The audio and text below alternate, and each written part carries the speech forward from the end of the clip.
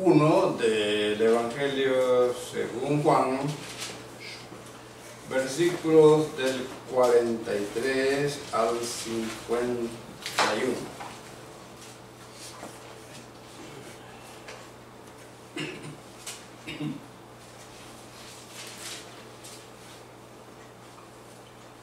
Capítulo 1 del Evangelio según Juan, versículos del 43 al final.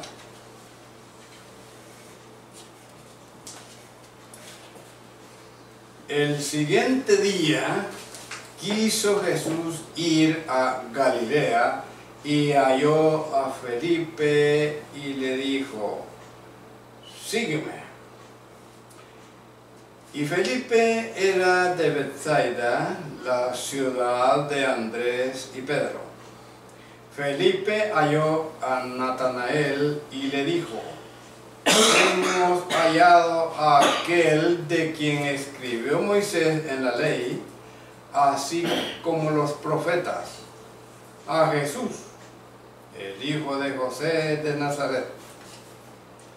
Natanael le dijo: ¿de Nazaret puede salir algo de bueno? Le dijo Felipe: ven y ve. Cuando Jesús vio a Natanael que se le acercaba, dijo de él: he aquí un verdadero israelita en quien no hay engaño. Le dijo Natanael: ¿de dónde me conoces? Respondió Jesús y le dijo: antes que Felipe te llamara, cuando estabas debajo de la higuera, te vi. Respondió Natanael y le dijo: Rabí, tú eres el Hijo de Dios, tú eres el Rey de Israel. Respondió Jesús y le dijo: porque te dije, te vi debajo de la higuera, ¿crees? Cosas mayores que estas verás. Y le dijo: de cierto os digo, de aquí adelante veréis el cielo abierto y a los ángeles de Dios que suben y descienden sobre el Hijo del Hombre. Amén.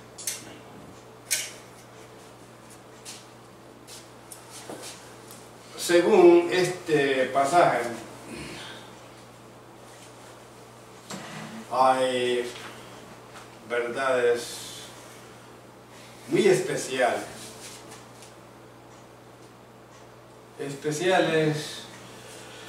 porque nos atañen, nos involucran muy, pero muy profundamente. Y antes de considerarlas, bueno es decir que el Dios nuestro es un Dios sabio, un Dios amante, benigno, y es un Dios que se complace en dar. Y a los creyentes Él les ha dado el privilegio de conocerle, y nos preguntamos: ¿y qué negocio hacen los creyentes con conocer a este personaje que llamamos Dios, que la Biblia llama Dios?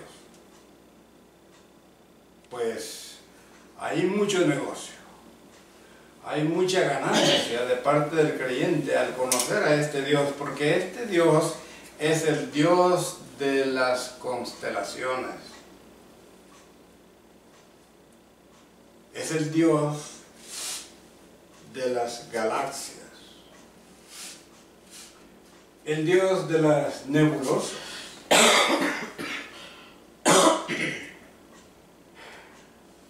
es el Dios que permite el avance científico. Es el Dios que permite que el hombre se envuelva en descubrimientos y avance en el campo de la tecnología.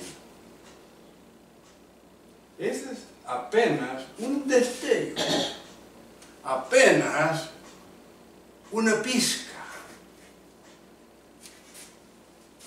de la grandeza de este Dios del cual estamos hablando.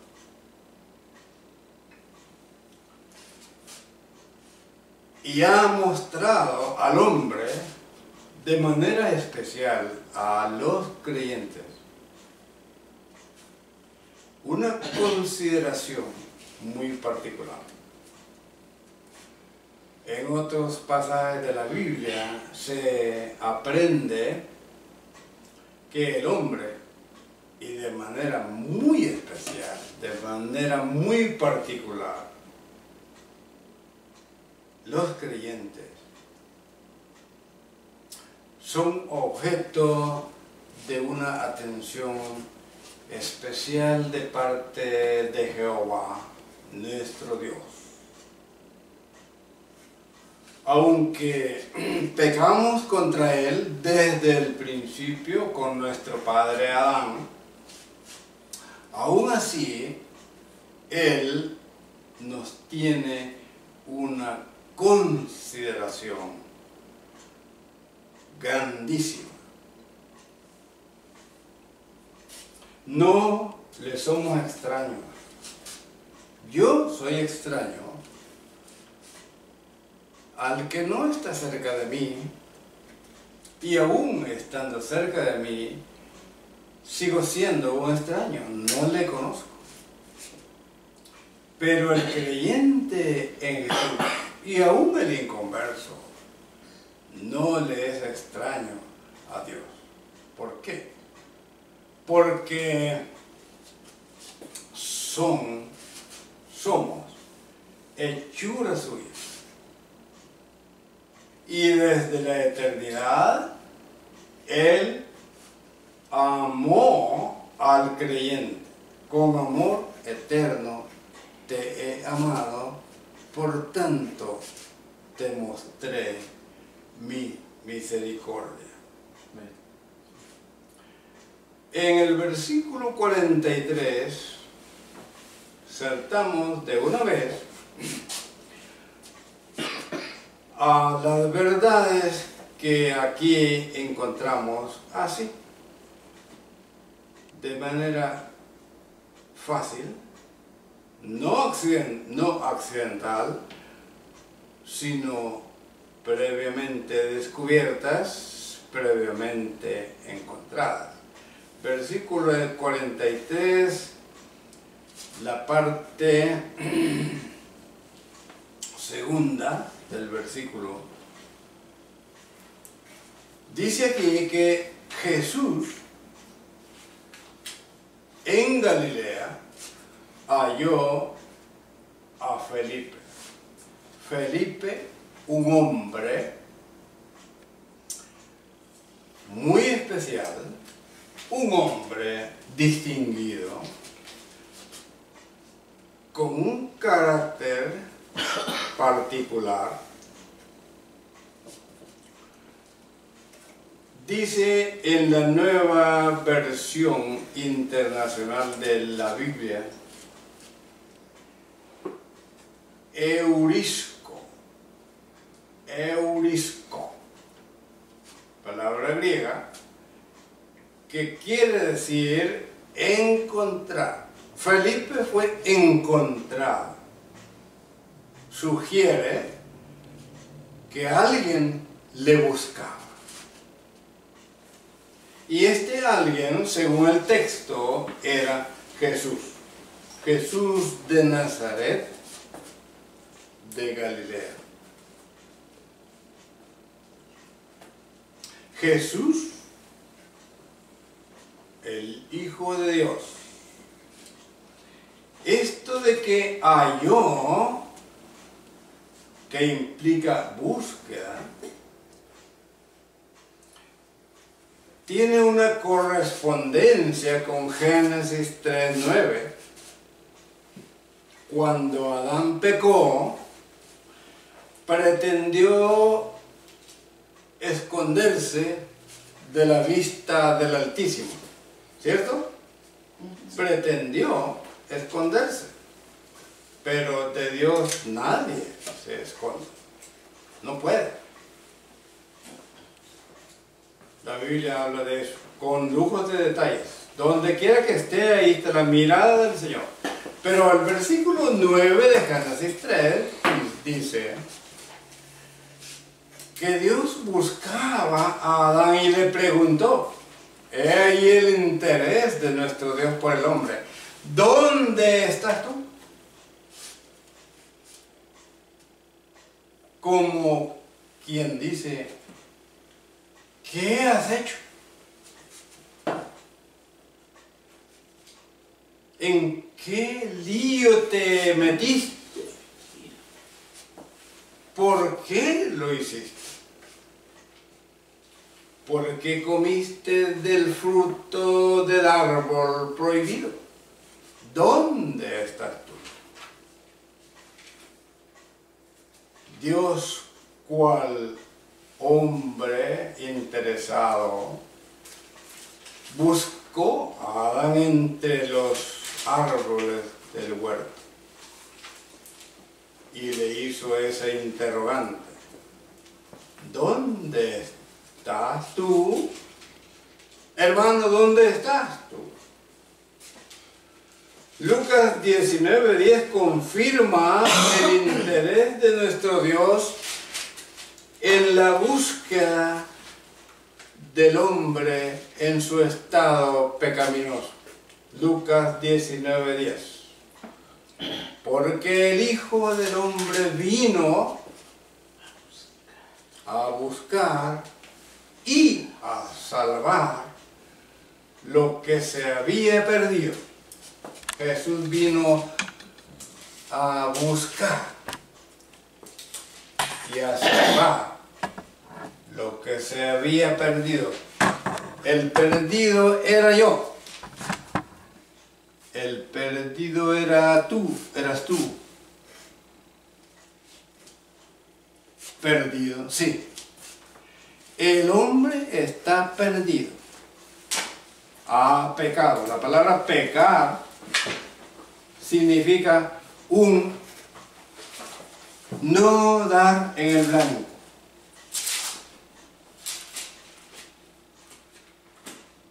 No dar en el blanco. Es dejar la direccional de Dios. Dios trazó una dirección a Adán y a su mujer en la cual debían caminar, pero ellos se desviaron, no dieron en el blanco, se apartaron del camino y se fueron tras sus propias veredas. El hombre se desvió en su propio caminar y ahí se perdió. Está necesitado de que alguien lo busque, y el encargado de la búsqueda es nada menos que Dios mismo, en la persona de Jesús el Cristo de Dios. Mateo 18:12 ilustra, confirma y establece la verdad que acabo de pronunciar. El hombre está perdido. Las 99 ovejas estaban seguras en el aprisco, pero una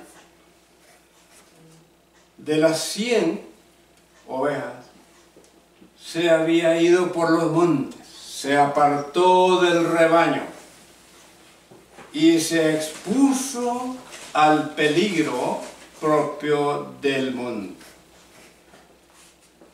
Los lobos, particularmente, podían y pueden despedazarla y engullirla, comérsela.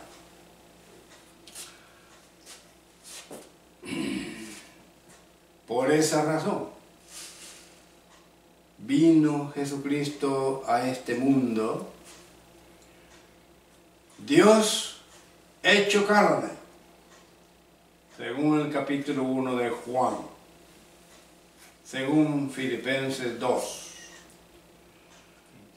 El Eterno tomando la forma, la figura de un hombre, vino a este mundo que Él creó y que el hombre arruinó con su pecado y se arruinó a sí mismo.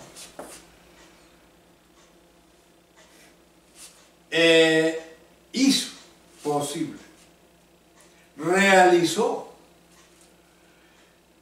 el acto salvador, encontró a la oveja descarriada, que era yo, que era usted, que eras tú.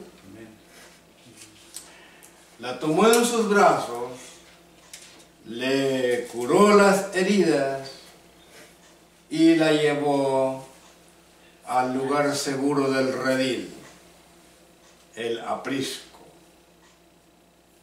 La salvó, en otras palabras. Y ahora los lobos,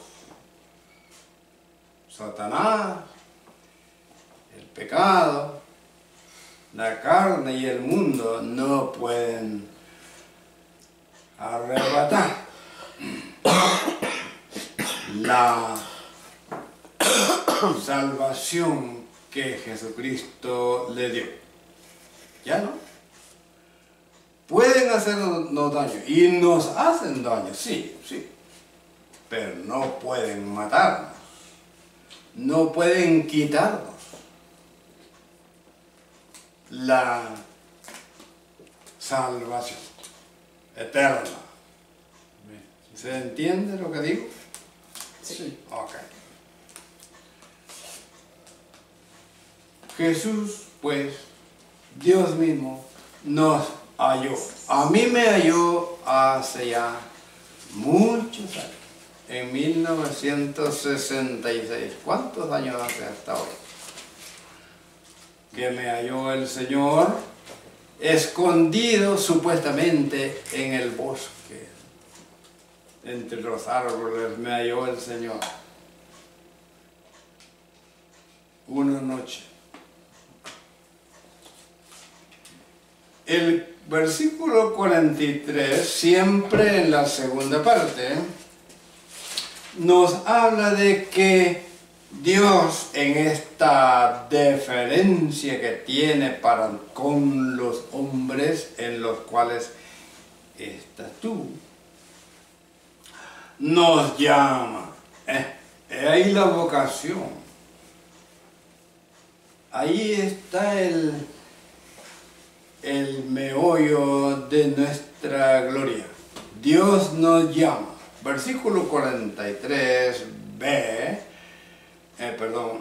43b, sí.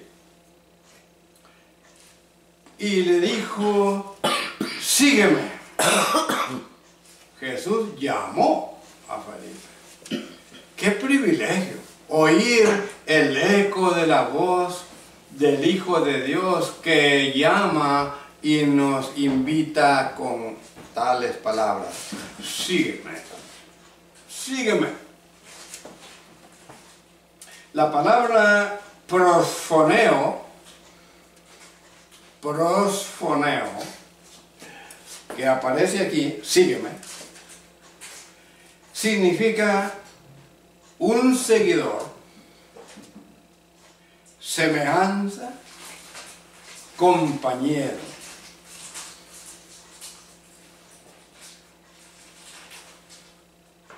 La Biblia En el Nuevo Testamento de Nestlé, Nuevo Testamento Nestlé,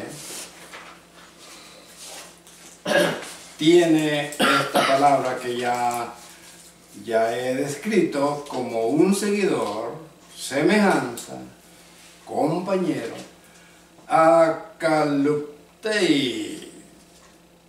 Akaluptei. Eso dice el Nuevo Testamento Nestlé. La Reina Valera dice algo diferente, pero significa lo mismo. Akalupteo. Ve la variante. Pero esa variante, en lugar de contradecir, en lugar de desviar el pensamiento, lo reafirma. Esa es la verdad. Un seguidor, eso significa sígueme, un seguidor. Estamos siguiendo a aquel que nos llama. Hemos acudido al llamado feliz de Jesús. Es una pregunta. ¿Nos parecemos a Jesús? ¿Somos semejantes a Él? Al menos tenemos en el corazón la intención, el deseo ardiente de semejarnos a Él, si en verdad le estamos siguiendo.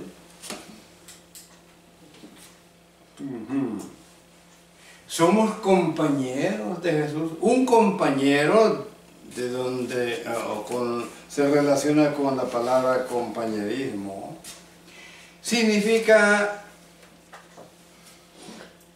una persona que va a la par de otro, pero no simplemente a la par caminando, sino que va a la par sí, pero en sus intereses. Comparte sus intereses con el que va con él. Está interesado también en los intereses del otro.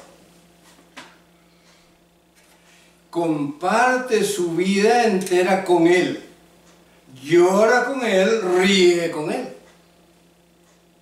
Si no hay eso, no hay compañerismo.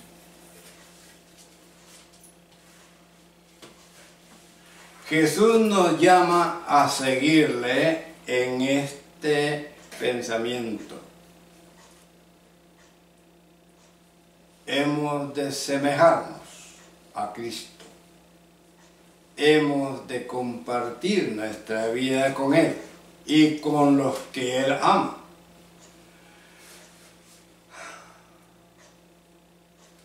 Es lo que la Biblia enseña.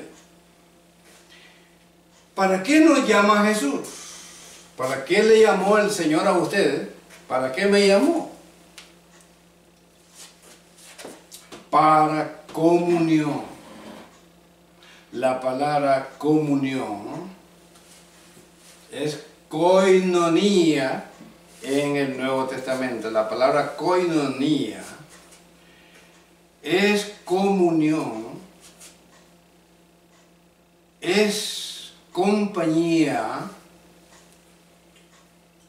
es compañerismo y participación. Vea qué riqueza de pensamiento. Koinonía, comunión. ¿Por qué necesitamos congregarnos con otros hermanos? Para comunión, para compañerismo, para participar con ellos. Si hay comunión, debe de haber participación en todos los sentidos. Cuando un creyente se envuelve en el trabajo eclesiástico, está compartiendo. Está en verdadero compañerismo, en comunión. Dice en Marcos 3:14,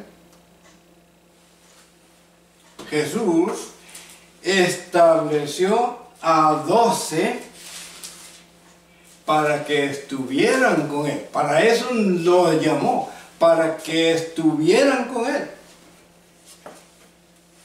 ¿Qué le parece? El llamamiento de Jesús a cada uno de nosotros, porque los que estamos aquí somos de Cristo. Él nos llamó para estar con Él. Y yo me pregunto, honestamente, en este instante me pregunto,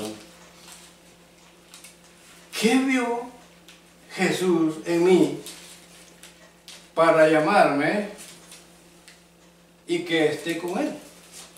¿Qué negocio hace Jesús con mi compañía, con mi presencia? ¿Qué hay de bueno? ¿Qué hay de atractivo en mí?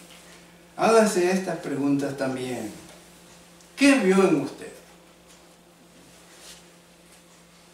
Si vemos el Nuevo Testamento,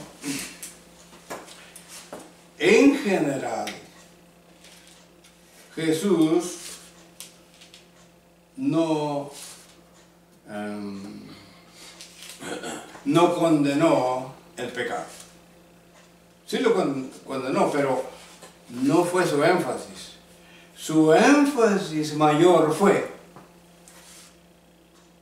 entender a sus oyentes pecaminosos, considerar a sus oyentes pecaminosos,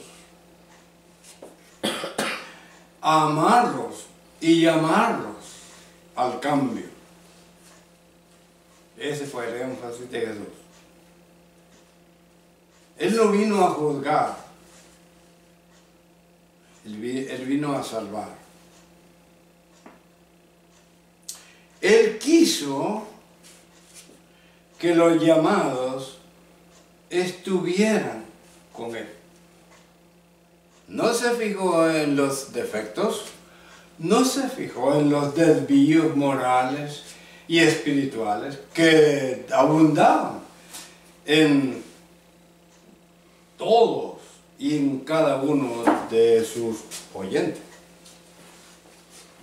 Lo mismo ha hecho con nosotros. Él lo vio en mí toda la fealdad de mi pecado que hay en mi corazón. Así. Él vio el potencial que había en mí. Él vio el futuro que había en mí. Estoy hablando de la transformación interior y lo que eso significaba para la obra del Señor. Lo mismo puedo decir de usted. Él vio en usted las gracias,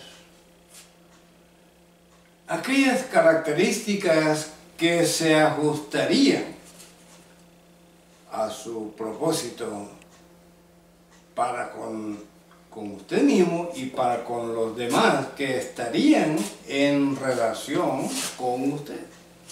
Él vio el potencial, como ya adelanté, que había en usted para el futuro de su obra aquí en el mundo, de su reino.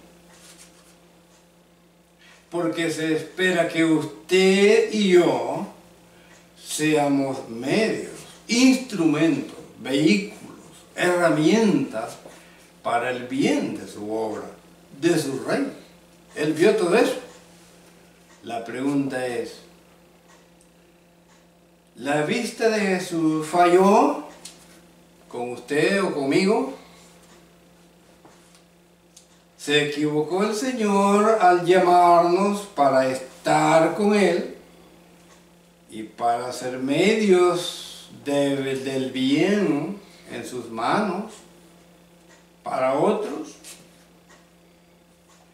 Bueno, nos llamó para comunión, ese es el punto, pero también para salvación. Estábamos perdidos y Él nos salvó. Dice aquí, hemos hallado a aquel de quien escribió Moisés en la ley. Ese fue el mensaje que recibió Felipe. Hemos hallado a aquel con mayúscula, aquí está.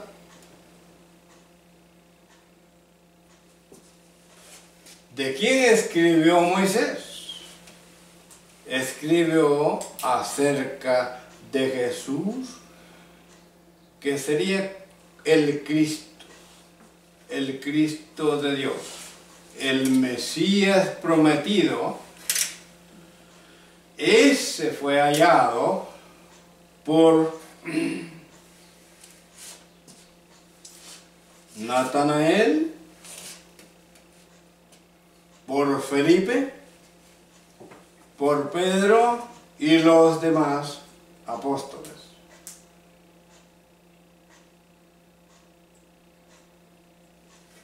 Para salvación. Marcos, Mateo y Juan se encargan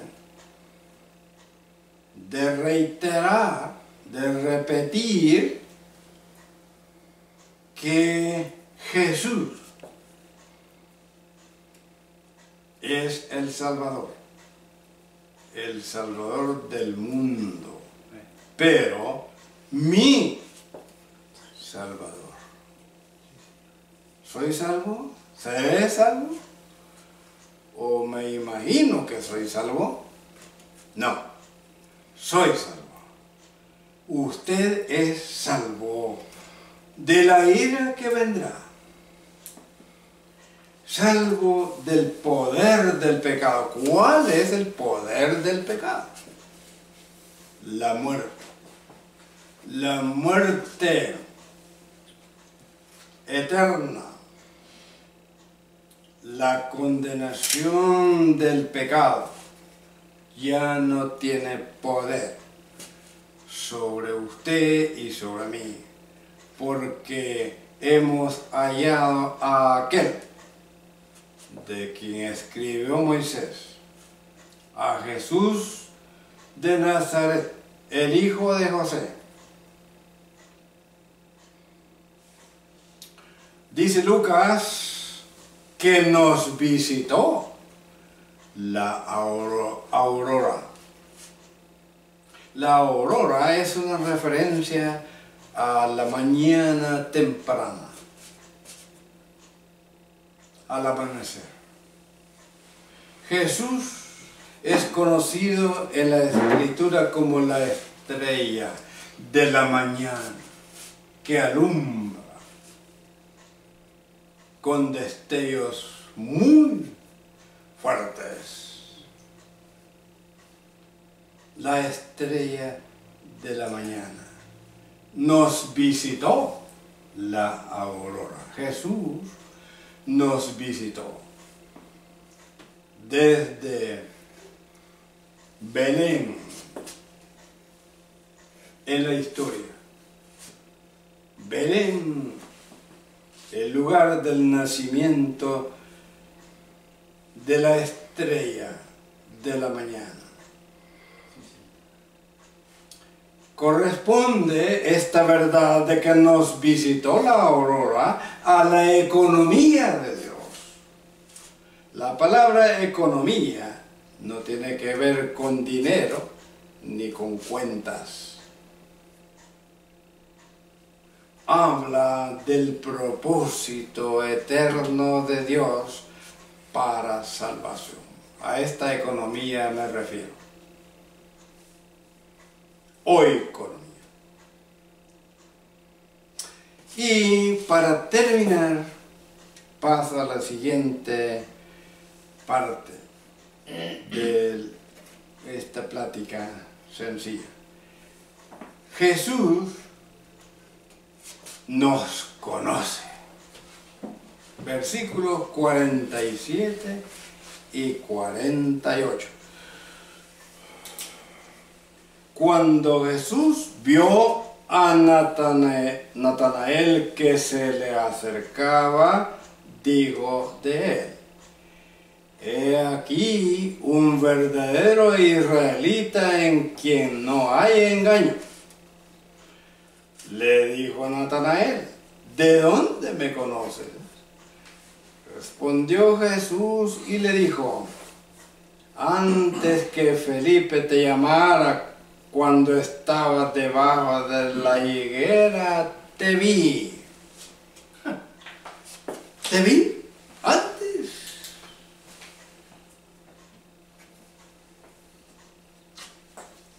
Jesús nos conoce.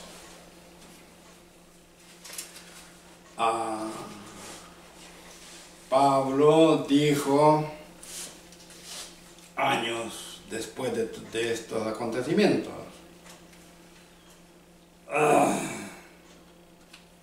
entonces conoceré como fui conocido. Pablo se sitúa en el pensamiento del verbo conocer, y él está hablando de algo sublime.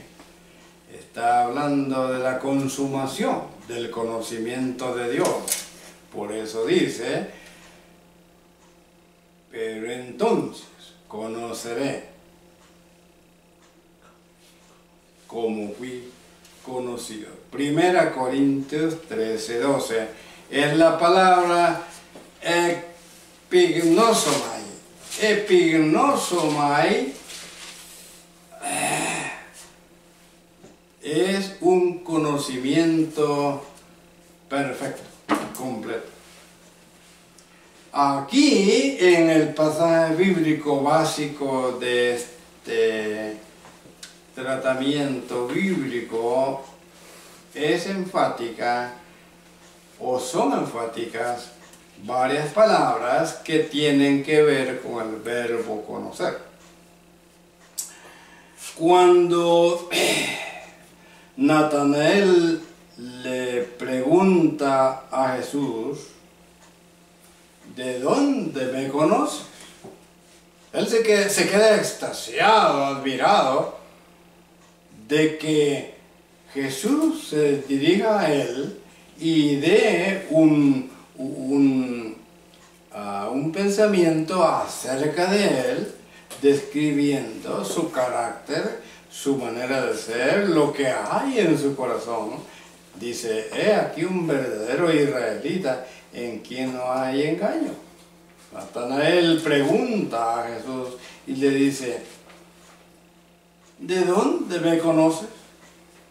¿Cómo que me conoces si nunca nos hemos tratado? La palabra conocer aquí es ginosco. El conocimiento de Natanael aquí, ginosco, nos habla de un conocimiento progresivo que tiene principio. Y quiero decir que nosotros, los hombres, ustedes y yo, estamos en esta etapa del verbo conocer, ginosco. Estamos conociendo. En menor o mayor grado. Estamos conociendo a Jesús. No le conocemos perfectamente. Estamos comenzando a conocer. Pero este comenzar implica un progreso que se dirige hacia la consumación, hacia el alcance completo del conocimiento. Bueno, ginosco habla de progreso. La pregunta forzosa aquí es: ¿estamos progresando en el conocimiento de Jesús? ¿Para qué el progreso? Porque si nos quedamos en este conocimiento primario, incompleto, habremos defraudado a Jesús. Porque el propósito de Él para con usted y para conmigo es que lleguemos al pleno conocimiento, al perfecto conocimiento de Él. En este progreso hay una meta, hay una terminal que nos espera en el conocimiento y este se llama oida. El conocimiento que Jesús quiere de ti y de mí, mi hermano, es un conocimiento completo. Oida, hacia ahí debemos ir, hacia ello vamos. Oida. Cuando le conozcamos así, mediante la oración verdadera, la oración del corazón de fe, mediante el estudio diario, mediante la consideración inteligente de la palabra de Dios, mediante la investigación, entonces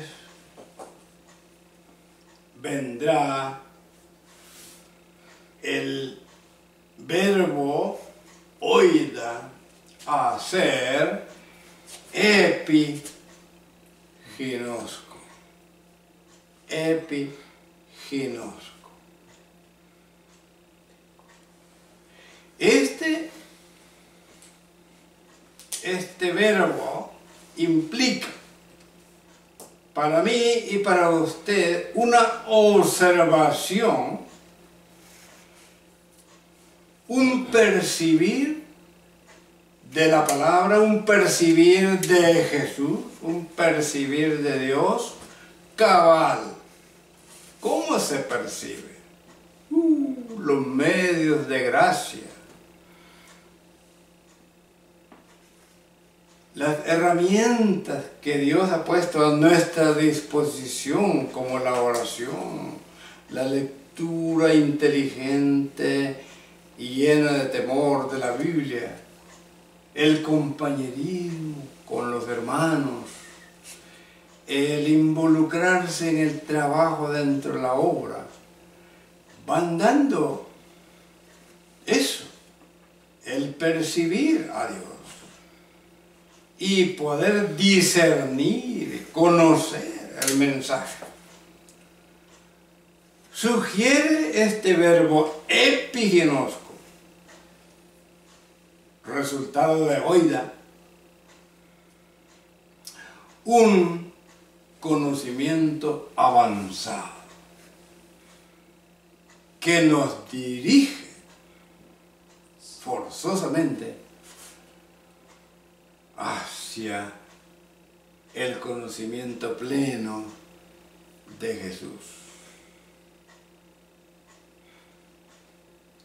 Y este nos lleva a otro paso en este alcanzar el oida, que se llama proginosco. Proginosco. Aquí pasamos a una parte diferente del conocimiento de Cristo acerca de mí, acerca de usted.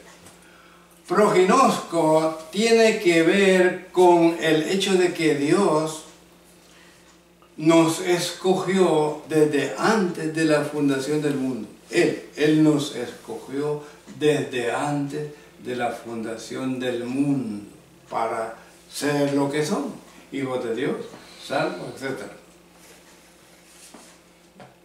Nuestro escogimiento de parte de Dios no es un accidente en la historia.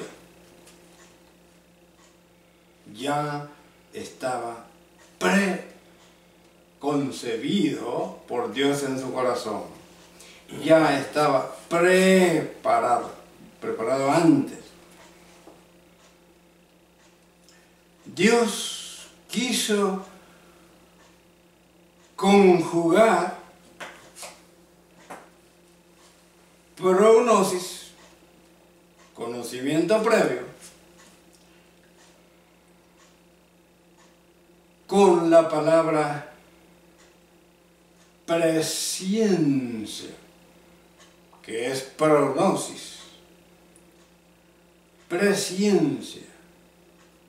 Primera Pedro 1:2.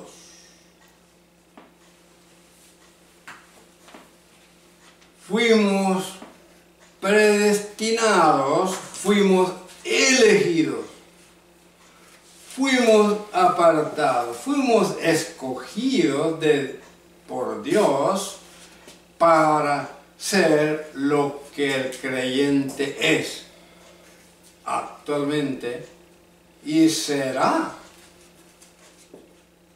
en el futuro. Presciencia, el conocimiento anticipado del Señor.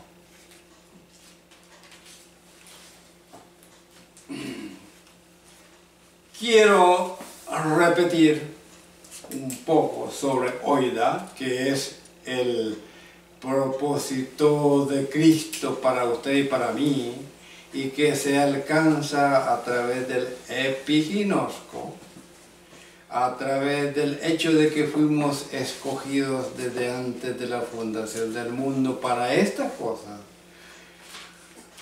Que Oida, el conocimiento perfecto, nos habla de que el objeto de conocimiento, que en este caso es Jesús, es Dios, es Jesucristo, viene a estar dentro del campo de las percepciones del que conoce. ¿Qué significa eso? Que yo tengo aquí como una nota teológica.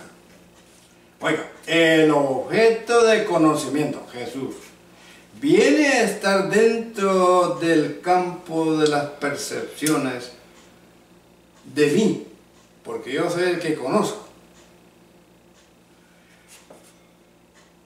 Pero primariamente yo me he convertido de parte de Dios en el objeto principal de este conocimiento. Yo le importo sobremanera a Jesucristo. Y Él ejercita un conocimiento total, perfecto, acerca de mí. Me conoce. Y en esa virtud